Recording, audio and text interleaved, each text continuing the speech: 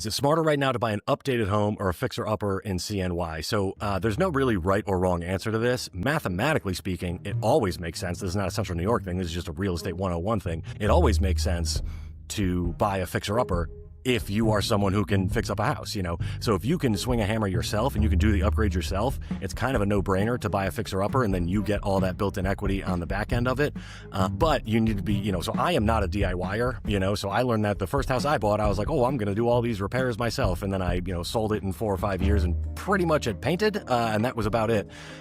You know, so you kind of have to know what type of person you are. If you are a DIYer, or the other thing would be if you know people who can do repairs for you and you're not going to have to pay retail for them.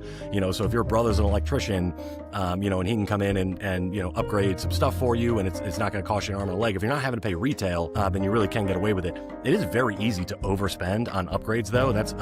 I should do a whole video on flipping, but one of the reasons that it's actually relatively difficult to flip houses in Central New York is that the cost of the labor and the materials is so high relative to the property values that there's not a ton of meat on the bone when you're doing those upgrades. So it's very easy to accidentally overspend when you're upgrading a house, and so that's where you just want to be careful. The cheat code just being, if you're doing it yourself, there's really no way to lose. And the other thing I always, when I'm advising clients on this type of question, is just like, do you want that level of headache in your life? You know, like, are you running around with 2 young kids and you work, you know, a full-time job and you got a side hustle and yada, yada, yada? You know, do you want contractors coming in constantly and you're doing project management, you know, as your side gig essentially on your own house?